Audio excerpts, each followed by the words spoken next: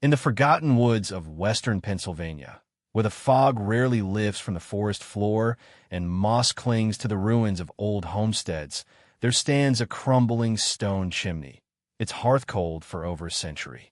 Locals call the place Coleman's Hollow, a name spoken with unease even on the sunniest of days.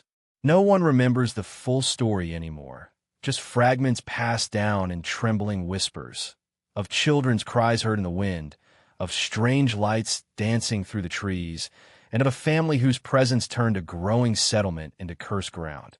The Coleman family first arrived in 1834 during the Great Migration westward. The patriarch, Elder Jonathan Coleman, a former preacher from upstate New York, claimed divine visions had led him to the hollow. He came with his wife, Miriam, and their 5 children, each with faces pale as ashen eyes that seemed too knowing for their years. They brought with them wagons heavy with books, tools, and something the neighbors noted but never dared to question: coffins. 6 of them, unused but custom-made. At first, the family blended in well enough. Jonathan built a chapel with his own hands and held fire and brimstone sermons twice weekly, attracting settlers from miles around. He preached of sanctification through suffering, of divine tests, and the cleansing of sin through silence. His congregation, made up of desperate frontier families, hungered for spiritual purpose and were quick to follow. But within a year, strange disappearances began to plague the nearby settlements. Farmers, trappers, even a traveling judge, vanished without a trace. Suspicion grew, but the Colemans were untouchable. Jonathan's sermons became more erratic, peppered with references to the reckoning and the hidden covenant. His wife, once gentle, now roamed the woods barefoot at night, speaking in tongues and trailing ash behind her. The children stopped attending community gatherings entirely. Rumors spread that they were being kept in the cellar, forced to fast and pray for weeks at a time. Some said they were not children at all, but vessels for something far older and darker than any preacher's God. The turning point came in the winter of 1836. A brutal snowstorm isolated the valley for 3 weeks.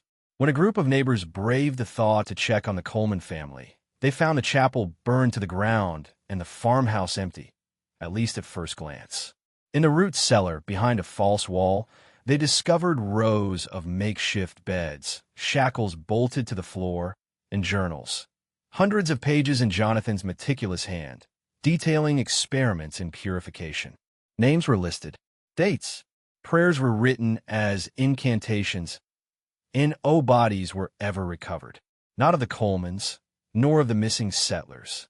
But in the spring thaw, the Hawthorne boy, barely 9 years old, was found wandering the woods, emaciated and mute. He carried with him a locket belonging to Miriam Coleman and would flinch violently at the sound of church bells. What he had seen, he never said. But in the months that followed, 5 more children across the valley fell into sudden, inexplicable madness, drawing strange symbols on walls and speaking of the man beneath the floor. The land was abandoned soon after. No one dared resettle the hollow. Trees overtook the foundations, and wild animals reclaimed what was once human domain.